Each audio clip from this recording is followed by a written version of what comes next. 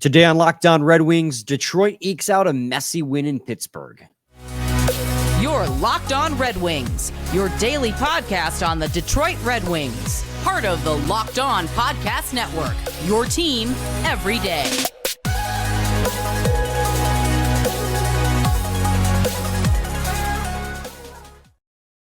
Welcome back to the Locked On Red Wings podcast. We are your hosts, Brian Fisher and Scotty Bentley. I'm a podcast producer for the daily JAWWJ News Radio podcast. Well, Scott is host over at Locked On Tigers, as well as a freelance journalist for the Detroit News.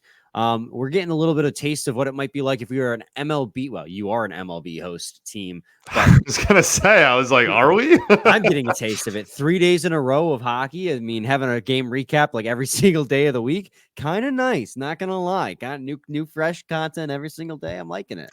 Yeah, you say that now, and then your team's bad. I promise, then you realize you haven't done anything in 2 months because you have a job to do every single night. I promise it's not as fun. But so the Detroit Red Wings won 2-1 in Pittsburgh. I would hesitate to call this their A team in this game. They had their top line for sure: Larkin, DeBrincat, and Raymond on offense, and then Wellman and Sutter on defense. But like kind of everyone else outside of like Sprong and Compher was just, and Fabry. I guess you could kind of consider it their A team, so to speak, but it feels like you're still missing some core pieces, obviously, because it's preseason and some of those guys played yesterday. It was a really messy game. And so we're going to talk about that all throughout this episode. But first, I got to tell you guys today's episode is brought to you by FanDuel, official sportsbook of Locked On. Make every moment more. Right now, new customers can get $5 and $200 in bonus bets guaranteed. Visit FanDuel.com/LockedOn to get started. Scotty, to lead off the episode, we should probably mention, just in terms of like news and notes category, Artem Anisimov has been released from his PTO, his professional tryout. That wasn't too big of a surprise. I think his training camp kind of peaked in the red and white game. Outside of that, as it kind of progressed throughout the season, preseason, I thought he was fine, but I didn't think he was particularly good enough to earn not a roster spot, so to speak, but like a two-way contract getting sent down to Grand Rapids, assuming he would, clear the waiver situation going on there. So I wasn't too terribly like upset by it. I thought might have been nice to have that additional player depth down there, but I'm not too worked up over it. yeah, I mean, it's not surprising that's all, but the grind don't stop, baby. That's the way of the road for hockey, man. Like all the credit in the world to those guys. There's hundreds of guys out there that go and, every preseason they bounce around to different, camps and preseason rosters and whatnot until they break through. So Godspeed. Yes, absolutely. Now onto the game itself. Scotty, it was a messy hockey game. The Red Wings A team, as we call it, going into the night's game. I was I'll be honest, I think I was expecting a little bit more out of this game than we got. This is a home game for the Pittsburgh Penguins, and they played their B team against you. No Letang, no Carlson, no Malkin, no Crosby, and you had your best forward, your best defensive line, and then you could argue the makings of a second line, if not third line out there with Sprong and JT Compher and whatnot on forward. And it was a close game. In fact, I would argue that the Penguins, it's hard to say anyone outplayed anyone in this game. Pittsburgh, obviously, the Red Wings outshot the Penguins at 5-on-5 in every single period. But I feel like the Penguins, it's hard. It's just really hard for me to say because it was so messy that I can't say either team really brought it in this game. It was like moments where the Red Wings were the team that was playing really well, and then moments where the Penguins were the team that was playing really well. Yeah, this was sloppy as all heck, man. This was a bleep show of a hockey game, truly, for both sides. I'm glad to walk out of there with a win. I guess you gotta learn how to win, and it's preseason victory, whatever. But gotta learn how to win when you're not at your best, and that was certainly tonight. And aside from just the sloppiness just from the gameplay perspective, like it was also for a preseason game, it was chippy, man. Oh, There's a lot of chirping going on. We saw a little bit of a fiery side out of Raymond. We saw a little bit of a fiery side out of Edvinsson. I mean, it got a little chippy for a preseason October 4th hockey game. Raymond said, "I put on 8 to 9 pounds. Let me show you what that's like." Yeah, right. He said, "Let me prove it." He was definitely in the center of a lot of scrums, and that might have come out of some frustration. I don't really think that the Red Wings' top unit of DeBrincat, Raymond, and Larkin played all that well. I mean, there were flashes. There was a particular play in the third period where DeBrincat behind the net hit Larkin by the circle, hit Raymond out front for a shot attempt that almost buried it behind the Delkovich. But outside of that play, I felt like that top unit for the Red Wings on offense didn't do a whole lot of good in the game. In fact, Larkin had the second worst expected goals for percentage on the team. And Raymond was down there as well. So it's not that means everything or anything whatsoever, but it kind of, it helps support the argument that what I was seeing was kind of like, wow, they're really not doing a whole lot of. But again, it's preseason and they're your top unit. So you think maybe they're taking it like 50% at a time. These guys kind of do that sometimes in the preseason. That's my cope, at least. Because I was surprised that they didn't play super well. But there were other players who I thought did play really well. First and foremost, JT Compher was my dog. I mean, he's going to be such I think an underrated stud. I know when we did our preseason projections, Scotty, you had him as 2C and Kopp as 3C, and I had it the other way around. But he's kind of not that Kopp has been bad in the preseason, but I feel like Comph has kind of made a statement in the preseason as he hasn't been flashy, but he's been doing every little thing right. I've really liked what I've seen out of Compher in this preseason, and today included. Yeah, for sure. I think, if when it comes to center depth in general, but also just, like the role that we are asking Compher to fill, I think that you're not going to get like the super high ceiling, right? Like from Compher, even if he is your 2C, even you're not going to get like some, like the most points out of a 2C in the entire NHL. You're not going to have that ceiling of like rounding out a crazy top 6 down the middle. But if he can just be a high floor player, right? I know like I am obsessed with floors and ceilings, but like I think if he can just be a high floor guy, you know what I mean? If he can be a guy that consistently, every single night what you're going to get, he won't be flashy. He won't put up, point per game numbers or anything like that, but he's not going to go on big droughts either and is going to show up every single night. I think that that's a massive win, and that will be worth the contract that we gave him. And, obviously that was somewhat of a talking point this summer. I mean, and they clearly were trying to get him as much ice time as possible. Yeah, for sure. Well, they are making it a point to put him in different situations. So, Yes. 5-on-5 special teams, different sets. Like they're really making it a point to get him on the ice for sure. He played a lot of shorthanded time in this game because the team was shorthanded a lot. Yeah. He played the most time on the penalty kill out of anyone on the forward core. 4 minutes and 51 seconds of his total ice time was spent on the penalty kill. A ton. That's something we'll talk about. 5 minutes of shorthanded hockey is crazy, man. That'll drive you. He took 21 shifts, the most out of any forward. Total time on the ice was still less than guys like, Larkin or DeBrincat, who obviously all played on the top line. But JT Compher, he was just such a steady, for a guy who didn't register a single shot in this game, he really made his presence felt. In the defensive zone, he's just so smart. And you talk about that Sprong goal, and Sprong's another guy too. And I feel like we should talk about Sprong after the break. In segment 2. That's a conversation, I think. But that set play, it looked like a set play, at least for that first goal, where they win the faceoff, they take the pass back to the point, and then Sprong breaks to the point where I think it was Petrie. Yeah, Petrie feeds him the puck for that slap shot bomb top, or not top shelf, but it was to the underneath the glove hand or the blocker of Nedeljkovic. I'm trying to remember if he catches left or right in which hand. Yeah, Ned played great in this game. Had a great game.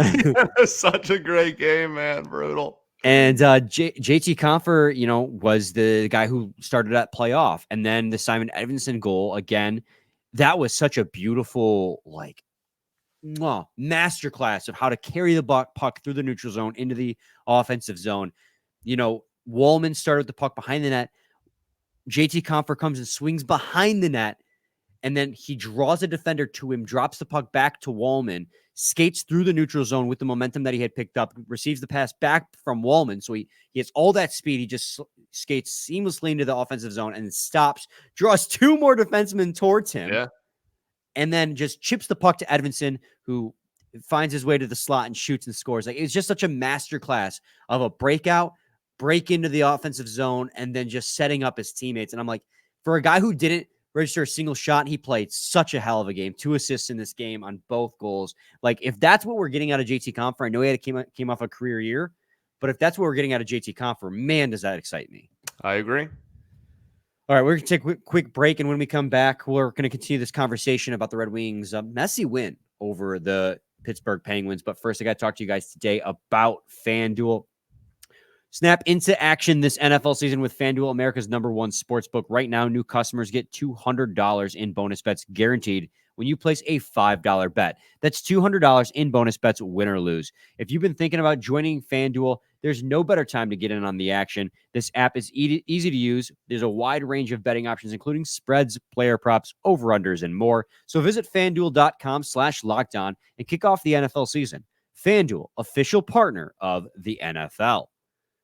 Segment 2, Locked on Red Wings podcast. Scotty and I are talking about the Detroit Red Wings 2-1 victory over the Pittsburgh Penguins.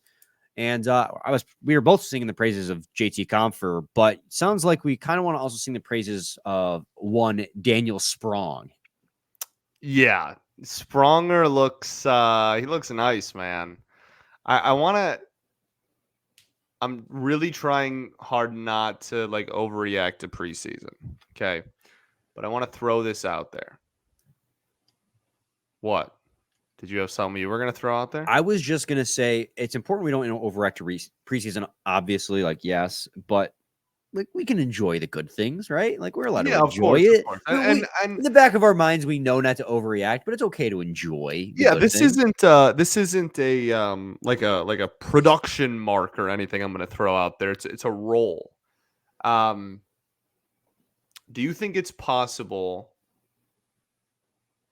Not even do you think it's possible. How many games do you think Sprong plays in the top 6 this season?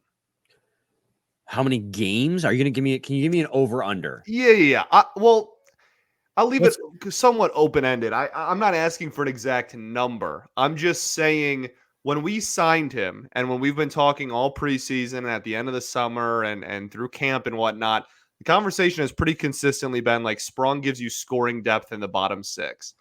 I am starting to, and again, he's scored 2 goals, 3 goals or whatever in the preseason. I'm not trying to say he's going to be your top line winger or anything like that on opening night. I'm not trying to get crazy with it.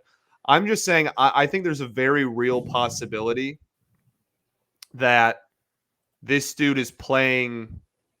Maybe middle 6 is a better way to put it. It wouldn't shock me if this dude was a second line winger for a few weeks stretch in a row, or if a couple of people get hurt, if he's the one that's chosen to go up and play, right wing or something like that. You know what I mean? It just, I think that the value that he is going to bring, we talked so much last year about Kubalik's value. He's not always going to score. He's not always going to even hit the net, but he's at least going to shoot. And Sprong, I think while he's not the exact same player, I think has just looked so good, and it really wouldn't surprise me if his role on the team was flexed. Yeah, just maybe bigger than at least I originally anticipated. Yeah, and I think the big thing is that he can play a right wing, and not you go on Cap Friendly. It says so many of these guys can play left wing, right wing, but they all have preferences. Where Daniel Sprong, being a right-handed shot on the right side is pretty invaluable. I think that if Raymond were to go down, you would see Daniel Sprong get that look on the top line. If you were to give me an over-under Let's say a quarter of the season. So like 20 games? Yeah. In the top 6 or on the top line?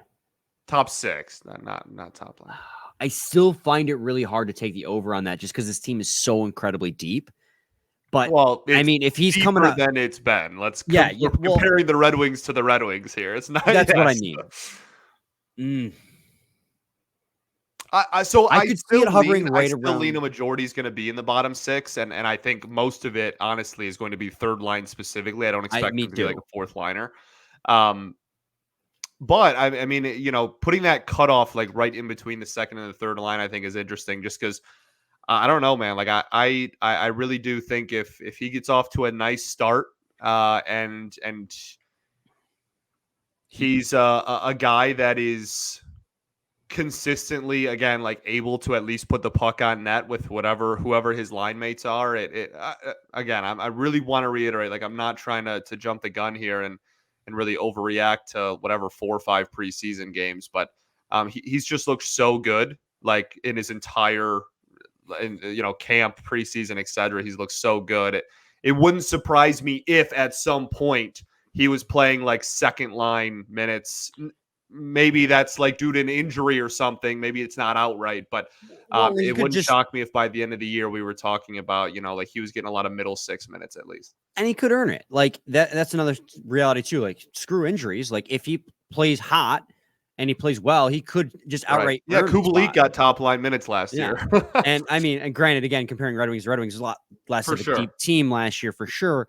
But Kubalik is a great comparison too, because he was in a similar situation. Preseason, he was hot. Came out, and I just saw the short pop up on my feed today when I was hopping on YouTube. He scored, I think, 8 points in the first 3 games for the Detroit Red Wings or something like that. He was incredible, and he ended up having a pretty dang good year as a whole, despite some pretty long cold streaks. 20 goals, 40 plus points, which was an over what we thought he was going to do. And if Sprong can replicate that, he broke out for a 20 plus goal season last year. He fills a very similar niche as Kubalik, whereas he has a absolute cannon of a shot. Yeah. Well, being not to say he's defensively good, but he's better defensively than Kubalik was. Kubalik was very much get the puck in the offensive zone, shoot the puck, and he had a grip it and rip it, baby. Rip it and rip it. And Sprong has that about him too, but there's a little bit more dynamic.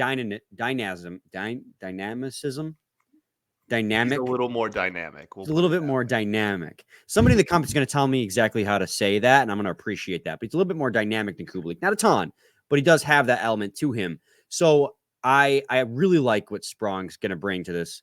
And I've liked what he's brought so far. So he's definitely going to be one of those guys we look at as being, and you were calling it for a long time, all the way back to when he was signed, but it was like an underrated signing. At least for the forward core. Yeah. And again, like I want to reiterate, I think early on he slides in very nicely on the third line, I think early on, but it really wouldn't shock me if his role continued to grow if he got off to a nice start here.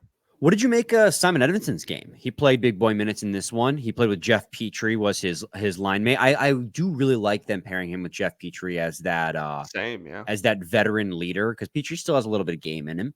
And Petrie's not a traffic cone out there, man. No. He's there are definitely moments where I'm like, oh boy. But overall, I've been okay with how Petrie has played. I don't have like any like I mostly love it for the leadership aspect, playing with Edvinsson. But I thought Edvinsson played a strong game. A third pair, assuming health. Yeah, but I mean, like outside of his goal, I thought Edvinsson had a pretty strong game. I thought Edvinsson was fantastic. I thought he was stellar. I genuinely, I thought this was, in terms of like full body of work that we have seen from him in a winged wheel sweater, I thought this was start to finish one of the better games he's maybe ever had. And like, again, like that's a small body of work. I'm only comparing what we've seen at the NHL level so far and the small sample size last year and then so far in the preseason. But I thought he looked great, man. I thought the decision-making was there. Obviously the goal and just like the whole, how that play broke down in front of him and how he was able to get the puck on his stick. And I thought that was handled unbelievably well. A little bit of chippiness. I think that there's still some work to be done with I don't know, penalties, I guess. That was a big thing last year. And like in this game, I didn't even really fault him for the penalty he had in this one. Both of those penalties he took were kind of like, Yeah. like Oh, right. questionable. Yeah, I forgot about the first one. Yeah, I was talking about the last one, I guess. But both, like, I didn't really fault him too much for the last one. But yeah, I loved what I saw in this game, and I think that, you know, no matter where you stand on the spectrum of like where he's going to play, like on opening night or early on in the season, I think objectively he has taken massive strides Oh from yeah. even just like 6 to 8 months ago. I honest to God think that I'm like getting very. I hesitate to say it because there's some like very little room on this roster, but I think he could very well make the team. Like he's looking comfortable out there, and I've been liking a lot Yeah, of he what looks great. what I've seen. The interference call on him was, it looked like he lost his footing, and the guy kind of fell over him. I don't know whether he fell over him or fell over him for the interference call. And then, like you said, he was just trying to clear the zone, and he accidentally sent it over the glass. So Yeah. both of those, whatever. I'm always constantly surprised by how well he skates. Every single time I see a highlight of him skating around, I'm like, this guy is such a good stride for being 6'6". Yeah. But it is incredible. Like he has the glide that I wish Edvinsson had, or Soderblom had. Soderblom is a little janky on it. He's not terrible given the size. You take that into account, but a little janky out there on his feet still. But Edvinsson, just his glide is so smooth when you compare that to how big he is. Agreed. We're gonna take another quick break, and when we return, we got to give Reimer his flowers too, man. This was such a messy game. I know we've been singing the praises of certain players to make it seem like the Red Wings played a really good game, but overall, from a schematic standpoint, from a set play standpoint, both teams were just an absolute mess. Broken play after broken play. James Reimer put the team on his back in this one, so we'll talk about him in segment 3. But first, I got to talk to you guys today about Indeed. When you're drafting your fantasy team, do you ever wish you could do the same thing with your business team? Well, if you're building a roster to win the league, you need Indeed. Indeed is the hiring platform when you can attract, interview, and hire all in one place. Don't spend hours on multiple job sites looking for candidates with the right skills when you can do it all with Indeed. Find top talent fast with Indeed's suite of powerful hiring tools like Indeed Instant Match, assessments, and virtual interviews. Hate waiting? Indeed's U.S. data shows over 80% of Indeed employers find quality candidates whose resume on Indeed matches their job description the moment they sponsor a job. Indeed knows when you're growing your own business, you have to make every dollar count. That's why Indeed, your only pay for quality applications that match your must-have job requirements. So visit Indeed.com/lockedon to start hiring right now. Again, that is Indeed.com/lockedon. Terms and conditions apply. Cost per application pricing not available for everyone. Need to hire? You need Indeed. Yes, I do. Yes, Scotty does. He's a bum. He needs a job. Segment 3, Locked On Red Wings podcast. That's crazy. What? I'm just stating facts out here. I need another job. Yeah, do you know how many people I do work for? I need more work on my plate. That's crazy, man. Still a bum. Anyways, James Reimer. Can't even. Dog. Not a bum. Not a bum. He was a dog in this game. You wouldn't think it, considering that they only had 22 shots on goal. You're like, oh, that's not a tough workload. You see where those shots took place, and this kind of parlays into like one of my complaints with the messiness is, and I'm starting to get a little nervous, Scotty, that this is going to be a problem again. Even though it's preseason, we're playing a lot of other guys. Oh my God, the Red Wings just give up so many opportunities right in front of the goaltender. Yeah, man. James Reimer, and there were some timely blocks from the defensive side as well. Jeff Petrie made one with the shaft of his stick that saved a goal in the third period, I believe it was. But oh my God, James Reimer was scrambling all night to just make acrobatic save after acrobatic save because these shots kept coming right in front of the net. And I don't know, I'm watching the play and I'm trying to figure out what isn't clicking with the defense, where these guys are just, if it's just an extra man crashing the net that they're not expecting, if they're not having their head on a swivel, if they're just not keeping their guy that they're supposed to tied up so he doesn't get opportunities, or maybe the center isn't coming and picking up the third guy high. but there's just an abundance of shots right in front of the Red Wings goalies every single preseason game, and this game was no exception, even though you had your best two defensemen out there. And I thought Simon and Wallman at times looked really, really good. Simon and Wallman, did I say Simon? Simon Sider, and Wallman, baby. Sider and Wallman at times looked really, really good, and at times I was like, what is happening out here? And not just them, defense as a whole. That applies to Vero and Tuamisto as well as Petrie and Edvinsson. I was just like, the entire time, I'm just like, what in the hell is going on? Because I'll pull up the map, Scotty. It was not pretty again. The shot attempts for in front of our goalie was not ideal. Yeah, man. I know that it's, we're right now we're in the middle of a back-to-back. So like it's not going to happen anytime soon, but I really would like a game before opening night in which like the 6 or I guess like the 7 D men that you're going to dress on opening night are, well, the 6 D men you're going to dress on opening night are like all on the ice together and like in the lineup together. You know what I mean? Like I would like one, because it's hard for me to get like too riled up about how poor the defense has looked for a lot of the preseason so far, when I know that like on any given night, half or even up to like 2/3 of the defensemen that are on the ice right now are like not going to be, prominent or on the NHL roster at all in a few weeks. But like it has certainly been a reoccurring theme that's impossible not to bring up. So it's kind of like I'm trying to walk a line here of like, this is clearly been an issue, but like the personnel groups, like it's hard for me to be too worried until it happens with, like the 6 guys we're going to see on opening night. Yeah, and that's completely valid and completely fair. There you are seeing like a half NHL squad, half AHL squad out there, and I'm not trying to. I also don't want to overreact. I just get nervous because we saw this all last year as one of the biggest issues this team with a defensive-minded head coach has. Not just last year and the year before and the year before and the year before and the year before. Completely getting caved in right in front of their own net. And this graph, guys, is 5-on-5. Like this is not counting all the power plays that they had. So I'm not hitting the alarm bells yet, but it's definitely a little like disheartening to see. This is the second game in a row with a completely different squad on the ice. This is your much better squad playing against the other team's B team, and you're still right in front of your own net, giving up a ton of opportunities. And Reimer, all credit to him, man.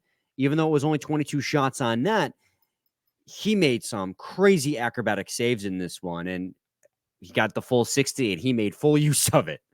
Yeah, no, and that's the silver lining of it is Reimer looked great, and like you said, even if the final box score isn't going to have 40 shots against or anything like that, like he was making athletic plays, and for a guy who is looking for a bounce back year at his age, like seeing that ability still there is at least nice. Absolutely. But if I'm going to sing the praises, if I'm going to criticize the defense for the even strength play, I got to give credit to the fact that they went 5 for 5 on the penalty kill. This was, we said at the beginning of the show, this was a really messy game. And while we've sung the praises of guys we thought looked good, overall, a lot of broken plays from both teams. I think the Penguins had like 13 giveaways. They had, 7 giveaways in this game. Red Wings technically had 0, which is really interesting because of how broken, according to ESPN's box score at least. But Pittsburgh takeaways is a weird stat. Well, takeaways were 4 and 4 each, but giveaways were 0 for the Wings, 7 for the Penguins. Yeah. Giveaways and turnovers are a super sketchy stat. It's how do they determine like what's what? Anyways, my point being is it was a really messy game. Both teams kind of felt like they were slightly out of sync. The Red Wings, I felt like the entire game were very close to making some really nice plays, but then would just kind of either the pass would bounce off their stick weird, or would be like just behind them, or they would just make a bad pass attempt and turn it over altogether. They're just constantly kind of slightly out of sync. And it wasn't pretty for both teams, for either team. But 5 for 5 on the penalty kill is reassuring because it got really chippy. It felt like a regular season game with how chippy it was. And sometimes I felt like the Red Wings were a little boneheaded with the penalties they took, but they didn't break. They were really good on the penalty kill, boxing out the opponent. Ironically enough, a lot of the attempts that they had a man up, I felt the Penguins only had from outside of the box as you play it in the defensive zone. I thought the Red Wings kept the chances to the outside for the most part on the penalty kill, which is what you intend to do. You play it that way on the penalty kill, but I was impressed with how the penalty kill performed. I guess I'm rambling. I'm sorry. No, you're right, and like we already talked about it a little bit with Compher, but yeah, I completely agree, and I think that again, like I started the show off with, it's important to learn how to win sloppy games. Like that's it's the NHL. Like all these dudes are talented. Anybody can win when they're like hot and firing on all cylinders. The great teams are the teams that can take care of business still when they're not on their best. So gotta learn how to bend but don't break, as we say in the biz. As we say in the biz. I just a couple other quick things. I know we got to wrap it up here. The Dominic Shine, Tim Gettinger, and Nolan Stevens line. They only registered 6 minutes and 46 seconds of time on the ice at even strength, but they were an aggressive line. I always love watching these lines of guys who are really fighting for something in the preseason. That's one of the reasons, honestly, I love preseason. I don't watch preseason for my Larkins and my Siders and my Reimer. Yeah, of course. I'm watching it for these guys who have something to fight for, who are fighting tooth and nail to make the roster or earn a contract. And that Dominic Shine, Nolan Stevens, Tim Gettinger line in 6 minutes and 46 time on the ice at even strength, they were out there balling, giving it their all. They had a couple of turnovers, but did they have some incredible opportunities in the offensive zone as well. I think they led the forward lines in expected goals for percentage at 79%. Expected goals for 0.39. But again, very limited time on the ice against the other team's worst competition as well. So you kind of take all that with a grain of salt. But I love the heart and hustle those guys showed out there. I wanted to give them a little quick shout out. You know what that is? You know what kind of attribute that is? That's dog mentality, baby. Dog mentality. We got a couple dogs. Them's the dogs. Dominic Shine, man, he was crunching guys too. He really was. I loved watching. He really was in an already chippy game. I'm kind of falling in love with Dominic Shine. Not that I think he's going to be an NHL player with the Red Wings, but like if I go check out a Griffins game, man, Dominic Shine, I mean, their jerseys in the team store. We'll see. Let's do it. Man. I'm trying to think what else. Marco Kasper, I honestly felt was pretty invisible in this game. It continues my trend. Maybe this is like a bias. I don't know. I was so high on Kasper going into the preseason. I feel like he hasn't done a whole lot. In fact, actually looking at it right now, he had the team worst expected goals for percentage, relative -25, which I believe is second worst on the team in that category. Corsi 4, which is just simply shot attempts, was 29%. I think he might just be struggling in the preseason. I don't know what it is, unless I'm just watching him wrong, but I feel like I didn't see a whole lot out of him in this game. Yeah, I mean, like clearly there wasn't any production. I think people just got so in love with the idea of like he played in the NHL for what was it, one game like last season. Yeah. And that he was just gonna like come in and he was ready last year, so like he has an off season, he'll get healthy, and then like he'll just be here and he'll force like the hand of a roster spot. Like this dude's still young as heck. Like he'll be fine. He's this is like good experience for him. Like this is a very, very good experience for him, and is absolutely where he should be right now in the preseason. And like he probably won't make the team out of camp, and then like mid-season we'll check in on him, see how he's doing, and maybe down the road later this year, with injuries and whatnot, he could get a call up. But like I think the hype train of like if he crushes it, he's gonna make the team out of camp got a little bit like unjustifiably hot. That's all. Yeah, absolutely. Anyway, Scotty, I think we hit all the keynotes. Yeah. I mean, yeah, no, it was a kind of a crazy game for a Yeah. preseason game. There's probably more we could break down. I mean, the Red Wings spending like the last quarter of the first period and the first like quarter of the second period on a penalty kill. Yeah. Including like 5-on-3s. There was so much there was going on in this game. I forgot Wait. about the big 5-on-3. Yeah. Yeah. I mean, we did our best to try and break down this nutty game. And they do it Eventful again for a tonight. preseason game. Yeah. And they're gonna do it again tonight, man. They're Yes, gonna they play are. the Toronto Maple Leafs in Toronto before and then finish up the preseason at home on Saturday? Saturday, yep. And then the next game they play will be a regular season hockey game. Next Thursday. We are officially a week out. Oh, true, dude. From What regular a season play, hockey. baby. I'm thinking we're back. I'm thinking we're back. I'm thinking we're back. We're back. We're so back. Parentheses for real. Soon. Soon for real. All right. We gotta end this. We ball? Okay, we ball. Same time, same place. Your team every day. Every day.